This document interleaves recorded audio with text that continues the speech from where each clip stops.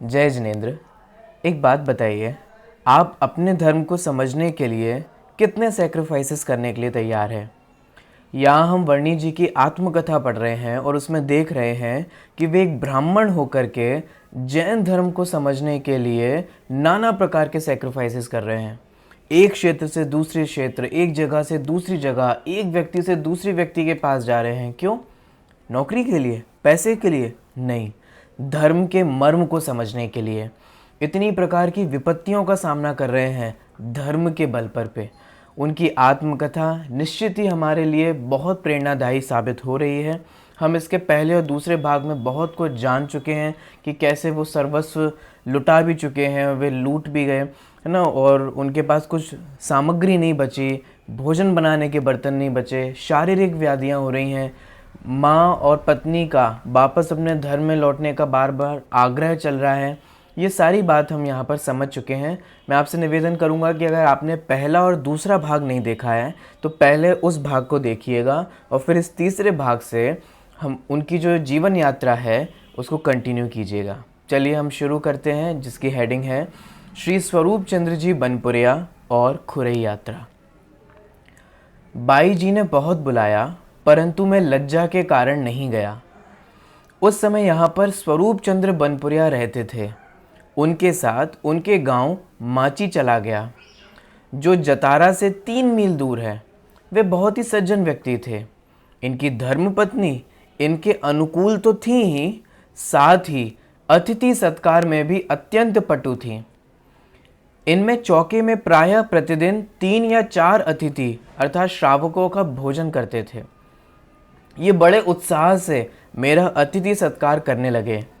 इनके समागम से स्वाध्याय में मेरा विशेष काल जाने लगा। श्री मोतीलाल जी वर्णी भी यहीं आ गए। उनके आदेश अनुसार मैंने बुद्धजन छैडाला कंठस्थ कर ली। बुद्धजन छैडाला यानी कि बुद्धजन जी के द्वारा लिखी गई छैडाला। आप जानते हैं हमारे जिनागम में 3 लेखकों के द्वारा लिखी हुई छैडालाएँ प्राप्त होती हैं। वे कौन कौन सी हैं ये मैं नहीं बताऊंगा। अगर आप जानते हैं तो ये कमेंट में मुझे लिख करके बताइएगा, और अगर नहीं जानते हैं तो पूछ करके खोज करके बताइएगा। चलिए आगे बढ़ते हैं। अंतरंग से जैन धर्म का मर्म कुछ नहीं समझता था। इसका मूल कारण यह था कि इस प्रांत में पद्धति से धर्म की शिक्षा देने वाला कोई गुरु ना था। पद्धति से माने सिस्टमेटिकली जो एक शिक्षा होती है, उस तरीके से जैन धर्म को समझाने वाला उन्हें कोई प्राप्त नहीं हो पा रहा था। ज़रा विचार कीजिए कितना संघर्ष हो रहा है उस धर्म के मर्म को समझने के लिए। एक बात ध्यान देने योग्य है, इन्होंने कहा है कि अंतरंग से मैं जैन धर्म का मर्म कुछ नहीं समझता था। देखिए, अज्ञान होना एक जुदा बात है, अलग बात है, और अपने उस अज्ञान का ज्ञान होना ये एक अलग बात है। अज्ञानी तो विश्व के कई लोग हैं, लेकिन अगर वे अपने आप को ज्ञानी मान लेते हैं तो उनका अज्ञान दूर नहीं हो सकता।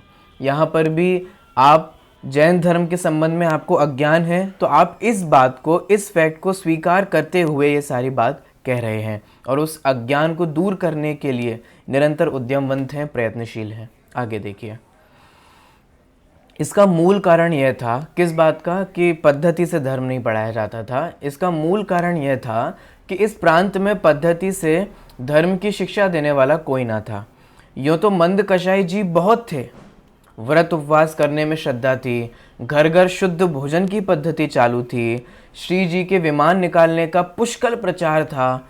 विमान उत्सव के समय 400-500 साधर्मियों को भोजन कराया जाता था। दिन में श्री जिनेंद्र देव का अभिषेक पूजन गान विद्या के साथ होता था। लोग गान विद्या में अति कुशल थे। वह झांझ, मजीरा, ढोल आदि बाजों के साथ श्री जिनेंद्र देव की पूजा करते थे। इतना सुंदर गान होता था कि लोग विशुद्ध परिणामों के द्वारा अनायास पुण्य बंधन कर लेते थे। इन उत्सवों में जनता में सहज ही जैन धर्म का प्रचार हो जाता था। स्वरूप चंद्र जी बनपुरिया के यहाँ प्रतिवर्ष श्री जिनेंद्र की जल यात्रा होती थी। इनके यहाँ आनंद से 2 माह बीत गए। अनंतर श्री स्वरूप चंद्र जी बनपुरिया का किसी कार्यवश श्रीमंत के यहाँ जाने का विचार हुआ। उन्होंने आग्रह के साथ मुझसे कहा कि जब तक मैं वापस ना आ जाऊं तब तक आप यहाँ से अन्यत्र ना जाएं। इस समय श्रीयुत वर्णी जी जतारा चले गए थे। इससे मेरा चित्त खिन्न हो उठा, किंतु संसार की दशा का विचार कर यही निश्चय किया कि जहाँ संयोग है वहाँ वियोग है, और जहाँ वियोग है वहाँ संयोग है। संयोग का मतलब होता है किसी वस्तु की प्राप्ति होना, और वियोग का मतलब होता है किसी वस्तु का छूटना। अन्य की कथा छोड़िए, संसार का वियोग होने पर ही मोक्ष का संयोग होता है। जब वस्तु स्थिति ही इस रूप है तब शोक करना व्यर्थ है। इतना विचार किया तो भी वर्णी जी के वियोग में मैं उदास ही रहने लगा। इससे इतना लाभ अवश्य हुआ कि मेरा माची रहना छूट गया। यदि वर्णी जी महोदय जतारा ना जाते तो मैं माची कदापि ना छोड़ता। स्वरूप चंद्र जी बनपुरिया के साथ मेरे भी भाव खुरे जाने को हो गए। उन्होंने भी हार्दिक प्रेम के साथ चलने की अनुमति दे दी। 2 दिन में हम लोग टीकमगढ़ पहुंच गए। उन दिनों वहां जैन धर्म के मार्मिक ज्ञाता 2 विद्वान थे। एक का नाम श्री गोटीराम भाया जी था।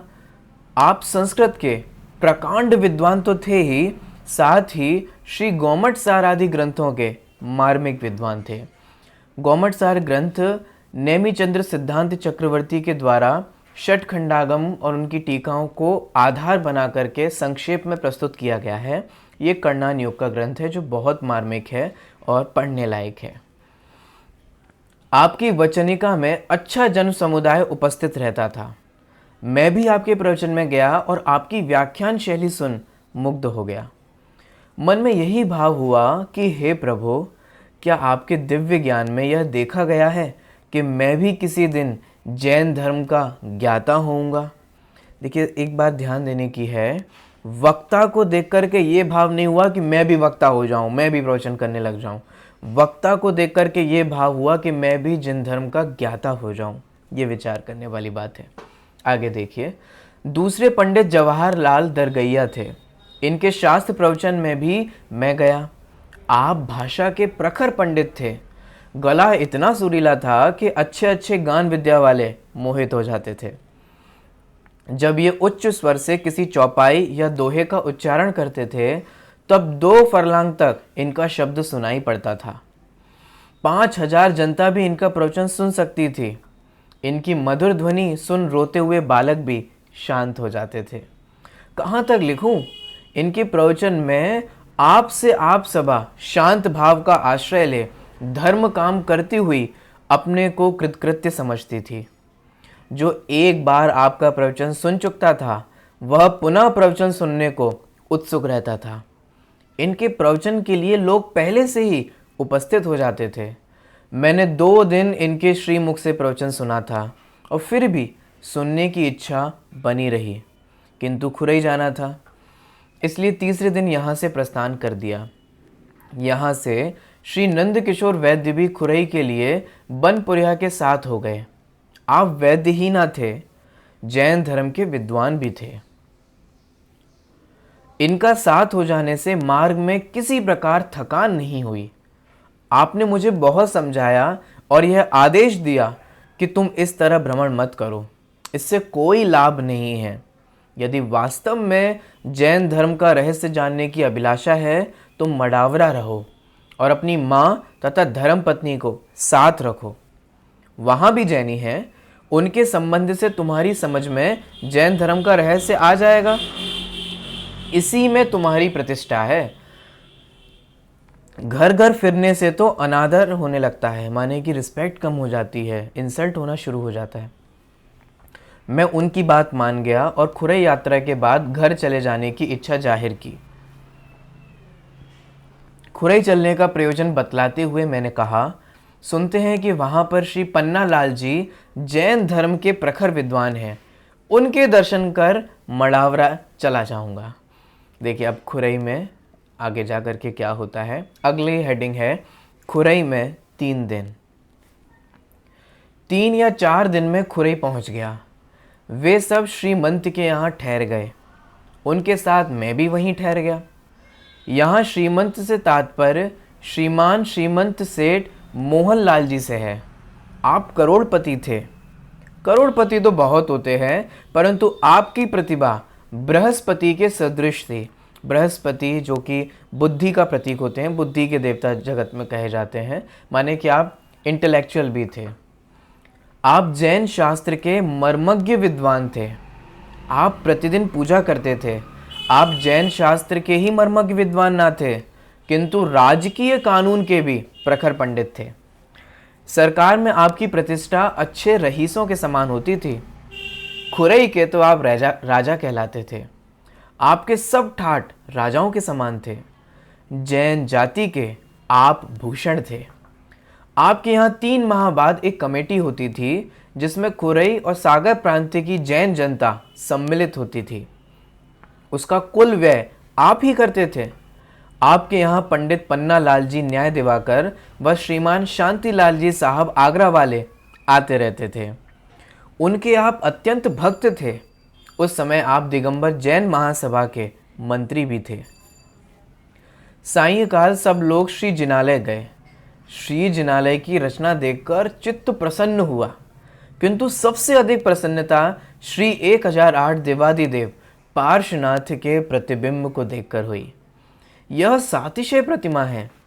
देखकर हृदय में जो प्रमोद हुआ वह अवर्णनीय है, उसका वर्णन नहीं किया जा सकता। नासाग्र दृष्टि देखकर यही प्रतीत होता था कि प्रभु की सौम्यता अतुल है। ऐसी मुद्रा वीतरागता की अनुमापक है। निराकुलता रूप वीतरागता ही अनंत सुख की जननी है। मुझे जो आनंद आया वह किससे कहूँ? उसकी कुछ उपमा हो तब तो कहूँ। वह ज्ञान में तो आ गया, परंतु वर्णन करने को मेरे पास शब्द नहीं है। ऐसा ही होता है जब हम किसी चीज़ की बहुत तीव्र अनुभूति होती है, उसको हम फील कर सकते हैं, अनुभव में ला सकते हैं, लेकिन हम ये कहते हैं कि भैया हम कह नहीं सकते। आज मैं इतना खुश हूँ, इतना खुश हूँ, इतना खुश हूँ कि बहुत खुश हूँ। आज मैं इतना दुखी हूँ, इतना दुखी हूँ कि बहुत दुखी हूँ। हम बता नहीं सकते कि कितने दुखी हैं, अथवा हम बता नहीं सकते कि हम कितने खुश हैं। तो इसका मतलब वे श्री जिनेंद्र भगवान को देख करके इतने प्रसन्न हुए। बोलिए क्या सीख मिलती है हमारे को? हमारे को ये सीख मिलती है कि जब हम भी जिनेंद्र भगवान के दर्शन करें, तीर्थ यात्रा पर निकलें, तो भगवंतों के जिनबिंब को देखकर इतने ही प्रसन्न हुए, इतने ही खुश हों। देखिए, इतना भर कह सकता हूँ भगवान को देख करके जो आनंद हुआ उसके लिए, इतना भर कह सकता हूँ कि वह आनंद पंचेंद्रियों के विषय सेवन से नहीं आ सकता, माने भोगों से नहीं मिलता, प्लेजर से नहीं मिल सकता। यद्यपि पंचेंद्रियों के विषय से भी आनंद आता है, परंतु उसमें तृष्णा रोग आकुलता बनी रहती है। माने हम जो भोग भोगते हैं उसमें ये भी मिल जाए, ये भी मिल जाए, वो भी मिल जाए, तो ये जो हमारी डिज़ायर है जो कभी ख़त्म नहीं होती, अनसेटिस्फाइड बनी रहती है, उसके कारण से आकुलता बनी रहती है। और वह आकुलता जो कि तृष्णा के कारण है वो हमें दुख को देती है। आकुलता दुख का कारण कहा गया है, और वो भोग भोग कर हमारे को आकुलता ही आती है, क्योंकि उससे तृष्णा बढ़ती, और चाहिए, ये भी चाहिए, वो भी चाहिए, गाड़ी में बैठे हैं तो प्लेन चाहिए, ऐसी। आगे देखिए, मूर्ति के देखने से जो आनंद आया उसमें वह बात नहीं थी। आप लोग माने या ना माने, परंतु मुझे तो विलक्षणता का भान हुआ, और आप मेरे द्वारा सुनना चाहें तो मेरी शक्ति से बाह्य है। माने कुछ अद्भुतता उन्हें उस प्रतिमा में दिखी। मेरा तो यहाँ तक विश्वास है कि सामान्य घटपट आदि पदार्थों का जो ज्ञान है उसके व्यक्त करने की भी हम में सामर्थ्य नहीं है, फिर भी इसका व्यक्त करना तो बहुत ही कठिन है। आपने ये घटपट बहुत सुना होगा। घट का मतलब होता है घड़ा और पट का मतलब होता है वस्त्र। तो जब उदाहरण दिया जाता है तो ये घटपटादिक ऐसा बोला जाता है। यहाँ ये कहा जा रहा है कि हम सामान्यतः एक घड़े का तुच्छ जो हम रोज़ देखते हैं, एक वस्त्र का जो हम डेली देखते हैं और डेली पहनते हैं, इसका भी संपूर्ण प्रकार से वर्णन नहीं किया जा सकता। वस्तु है, अनंत गुण है, अनंत धर्म है, अनंत शक्ति है, तो फिर भगवंतों की संपूर्ण प्रकार का गुणानुवाद करना कैसे समर्थ है। देखिए आगे, श्री प्रभु पार्श्वनाथ के दर्शन के अनंतर श्रीमान पंडित जी का प्रवचन सुना। पंडित जी बहुत ही रोचक और मार्मिक विवेचन के साथ तत्व की व्याख्या करते थे। यद्यपि पंडित जी का विवेचन सार गर्भित था, परंतु हम अज्ञानी लोग उसका विशेष लाभ नहीं ले सके। फिर भी विशुद्ध भाव होने से पुण्य का संचय करने में समर्थ हुए। देखो ध्यान देना, यहाँ पर उन्होंने वक्ता पर ब्लेम नहीं किया कि उनका प्रवचन ही ऐसा हो रहा था, मैं समझ में नहीं आया। उन्होंने ये कहा कि उनका प्रवचन तो ठीक था, लेकिन हम समझने में अशक्य हुए। ऐसा ही होता है, कोई भी अच्छा बुरा नहीं बोलता है ना। हम किसकी बात समझ पा रहे हैं, नहीं समझ पा रहे हैं, इसका फ़र्क पड़ जाता है। बाकी बोलते तो सब उस जिनवाणी की बात को ही है। देखिए आगे, शास्त्र समाप्ति के अनंतर डेरा पर आकर सो गए। प्रातःकाल शौच आदि से निवृत्त होकर श्री मंदिर जी में दर्शन आदि करने के निमित्त से चले गए। प्रातःकाल का समय था, लोग स्वर के साथ पूजन कर रहे थे। सुनकर मैं गदगद हो गया। देव देवांगनाओं की तरह मंदिर में पुरुष और नारियों का समुदाय था। इन सब के स्तवन आदि पाठ से मंदिर गूंज उठता था। ऐसा प्रतीत होता था कि मानो मेघ ध्वनि हो रही हो। पूजा समाप्त होने के अनंतर श्रीमान पंडित जी का प्रवचन हुआ। पंडित जी समय सार और पद्म पुराण शास्त्रों का रहस्य इतनी स्वच्छ प्रणाली से कह रहे थे कि 200 स्त्री पुरुष चित्र लिखित मनुष्यों के समान स्थिर हो गए थे। चित्र लिखित जैसे कि कोई एक इमेज हो, कोई एक चित्र बना दी गई हो और उसमें कोई स्टैचू की तरह हो जाते हैं ना, शांत चित्त से, बिना हिले डुले, बिना अपने मन को भटकाए स्थिर होकर के लोग उनके प्रवचन को सुन रहे थे। मेरी आत्मा में विलक्षण स्फूर्ति हुई। जब शास्त्र विराजमान हो गए तब मैंने श्रीमान वक्ता जी से कहा, हे भगवान, मैं अपनी मनोवृत्ति में जो कुछ आया उसे आपको श्रवण कराना चाहता हूँ। आज्ञा हुई, सुनाओ। मैंने कहा, ऐसा भी कोई उपाय है जिससे मैं जैन धर्म का रहस्य जान सकूं? आपने कहा, तुम कौन हो? मैंने कहा, भो भगवान, मैं वैष्णव कुल के असाटी वंश में उत्पन्न हुआ हूँ। मेरे वंश के सभी लोग वैष्णव धर्म के उपासक हैं। वंश ही क्या, जितने भी असाटी वैश्य हैं सब ही वैष्णव धर्म के उपासक हैं। किंतु मेरी श्रद्धा भाग्योदय से इस जैन धर्म में दृढ़ हो गई है। निरंतर इसी चिंता में रहता हूँ कि जैन धर्म का कुछ ज्ञान हो जाए। पंडित जी महोदय ने प्रश्न किया कि तुमने जैन धर्म में कौन सी विलक्षणता देखी, माने ऐसा कौन सी विशेषता देखी जिससे कि तुम्हारी अभिरुचि जैन धर्म की ओर हो गई है? मैंने कहा, इस धर्म वाले दया का पालन करते हैं, छानकर पानी पीते हैं, रात्रि भोजन नहीं करते, स्वच्छता पूर्वक रहते हैं। स्त्री और पुरुष प्रतिदिन मंदिर जाते हैं। मंदिर में मूर्तियां बहुत सुंदर होती हैं। प्रतिदिन मंदिर में शास्त्र प्रवचन होता है। किसी दूसरी जाति का भोजन नहीं करते। भोजन की सामग्री भी सम्यक प्रकार देखकर उपयोग में लाते हैं। इत्यादि शुभाचरण की विशेषता देख करके मैं जैन धर्म में दृढ़ श्रद्धावान हो गया हूँ। अब यहाँ पर पंडित जी का रिप्लाई सुनिएगा। पंडित जी ने कहा, यह क्रिया तो हर धर्म वाले कर सकते हैं, हर कोई दया पालता है। तुमने धर्म का मर्म नहीं समझा। आजकल मनुष्य ना तो कुछ समझे और ना जाने, केवल खान पान के लोभ से जैनी हो जाते हैं। तुमने बड़ी भूल की है जो जैनी हो गए। ऐसा होना सर्वथा अनुचित है। वंचना करना महापाप है। वंचना माने मांगना।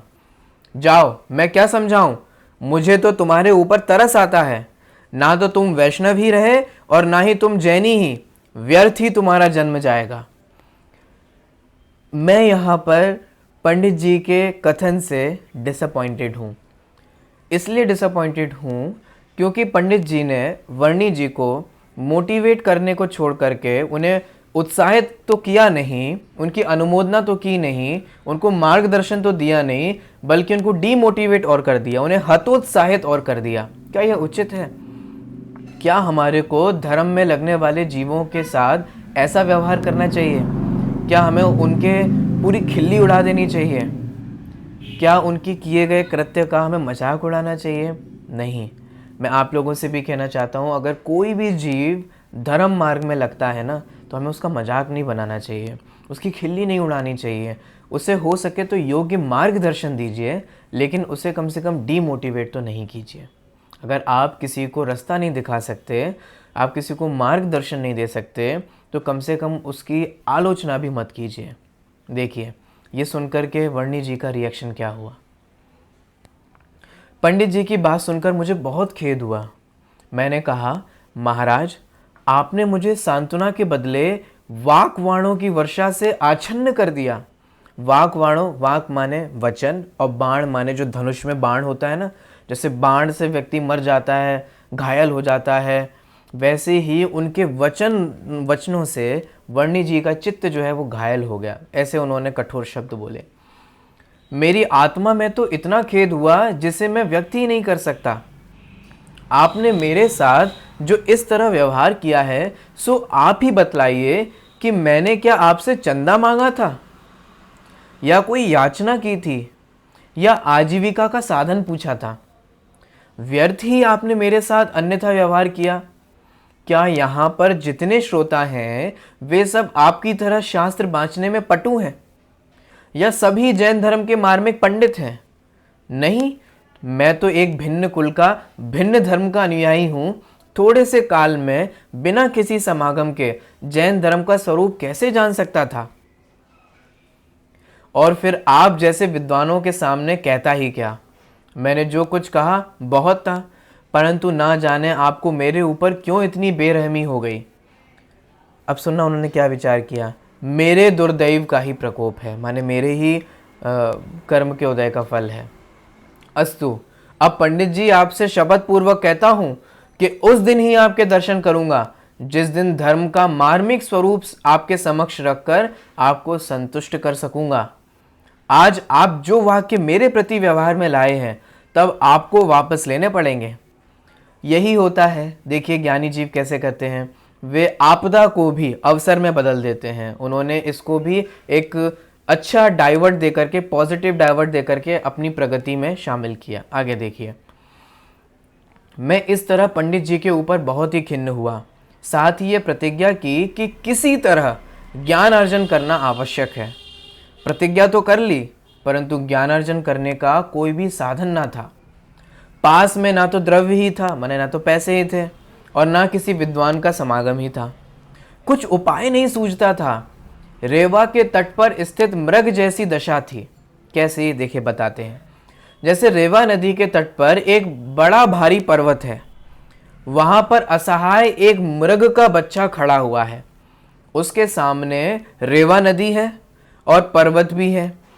दाएं और बाएं दावानल की ज्वाला धधक रही है। दावानल अर्थात जंगल में जो लगने वाली आग होती है उसे दावानल कहते हैं। पीछे शिकारी हाथ में धनुष बाण के लिए मारने को दौड़ रहा है। ऐसी हालत में वह हिरण का शावक विचार करता है कि कहाँ जावें और क्या करें। इसी बात को एक कवि इन शब्दों में व्यक्त करता है। देखिए संस्कृत का छंद है, पुरारे वापारे गिरिरति दुरारोह शिखरो गिरौ सव्ये सव्ये दव दहन ज्वाला व्यतिकरः धनु पाणि पश्चान् मृगयुषत को धावति भृशं क्वयामः किं कुर्मः हरिण शिशुरेवं विलपति। उस समय हमारी भी ठीक यही अवस्था थी। क्या करें, कुछ भी निर्णय नहीं कर सके। 2 या 3 दिन खुरई में रहकर बनपुरिया और वैद्य आनंद किशोर जी की इच्छा अनुसार मैं मड़ावरा अपनी माँ के पास चला गया। रास्ते में 3 दिन लगे। लज्जावश रात्रि को घर पहुँचा। अब ये आगे हम देखेंगे कि वे अपनी माँ के पास जाते हैं तो वहाँ क्या करते हैं, कैसे धर्म सीखते हैं, ये हम आगे आने वाले भागों में देखेंगे। इस भाग को सुन करके आपने क्या सीखा, क्या समझा और आपको ये उनकी जीवन गाथा कैसी लग रही है, ये आप हमें कमेंट करके अवश्य बताइएगा। इससे उत्साहवर्धन होता है और मुझे भी आपके द्वारा नई नई बातों को सीखने को मिलता है। तो अभी मैं विदा लेता हूँ। मिलते हैं अगले भाग में। तब तक के लिए आपको सादर जय जिनेंद्र।